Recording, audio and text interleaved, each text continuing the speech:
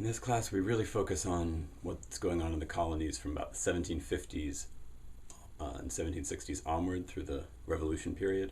But there are some things you need to know about general issues going on in the 1600s and 1700s in Europe and in America that really hopefully will help you sort of set the basis for some things that continue through the period we'll be studying more closely, and just kind of sets the scene of what kinds of conflicts and problems and issues and things people really cared about in that time period.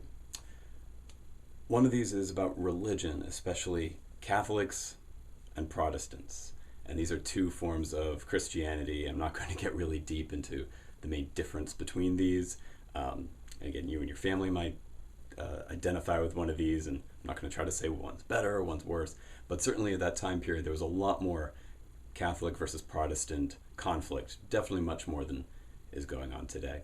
The basic difference, again, these are both Christian religions, believing in the Bible, importance of Jesus, and so on. The main difference that had happened before the 1600s is a difference of opinion about the Pope. Catholics believe, and especially believed then, the Pope is the sort of interpreter, sort of the Word of God. Catholics, whatever country, wherever they lived, believed the Pope had a lot of power. Protestants, from the name it's coming from protest, really protested the power of a Pope. And again, the main difference for Protestants, they believed sort of a local leader, and especially the individual, could interpret the Bible for himself or herself. We don't need a Pope to do that for us. There are other differences, but that's basically it. So why would there be any kind of conflict between them? Again, without getting too deep into all this, it was in a lot of ways sort of an excuse for war, sort of a reason for countries to be going against each other, especially kings and queens to be going against each other. We can discuss this more deeply in class.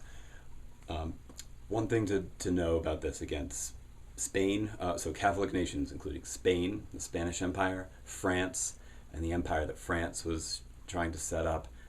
Those are really the major ones in this time period. And again, the Pope in what we now call Italy, in Rome. At that time, there wasn't really a country of Italy. So again, Spain, Portugal, France were really the Catholic nations.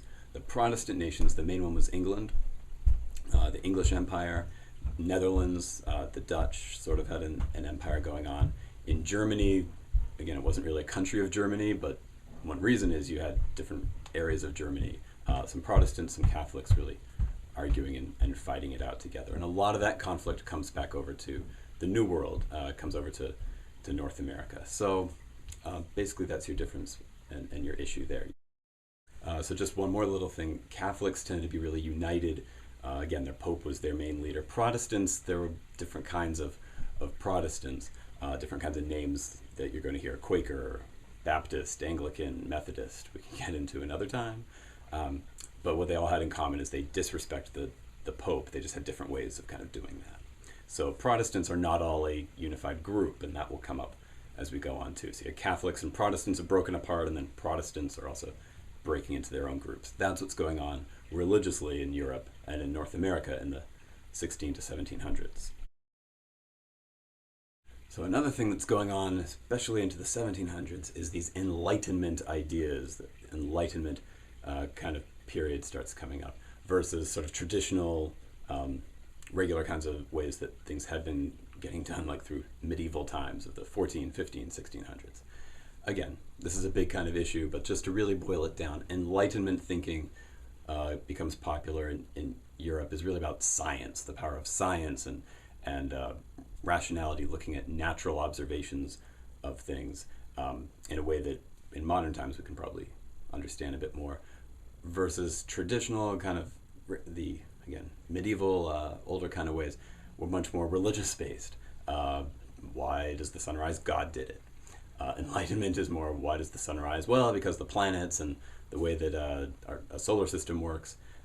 So most basically, that's kind of the difference going on. And this is building and building and building. More and more ideas are coming around. Both definitely believe in humans as the superior animal. Humans are the most important creature on the planet.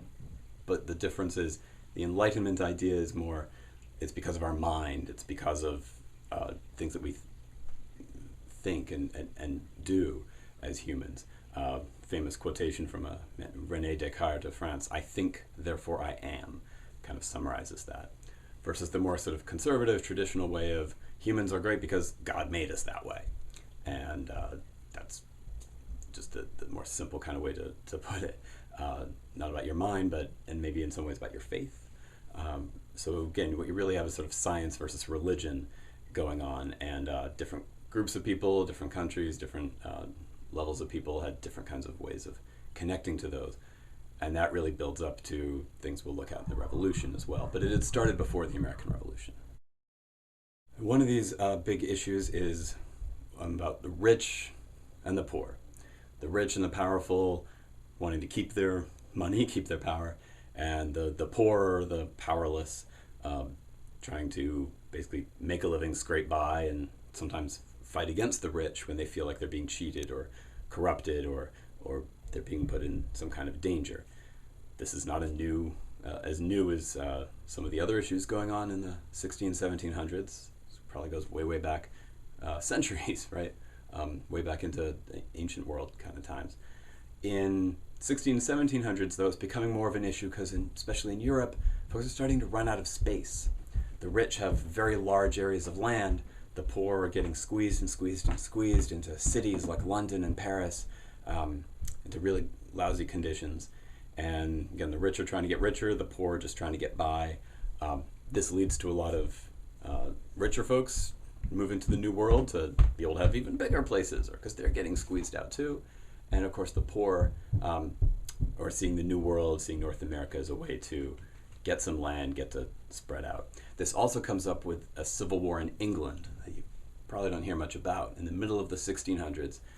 Again, big kind of issue, but most basically it's sort of the richer, the aristocrats, the lords that are on the king's side versus the poorer and sort of building up kind of middle class kind of folks, paper makers and merchants and so on. So that middle class really fight it out, and it's a really ugly kind of war that goes on in the 1640s. Really doesn't end until the 1680s. And again, without getting too deep into it, some of that sort of spills over into North America as well, the colonists over here. And even after that's over, you still have this issue of rich and poor, which we probably still haven't really solved today.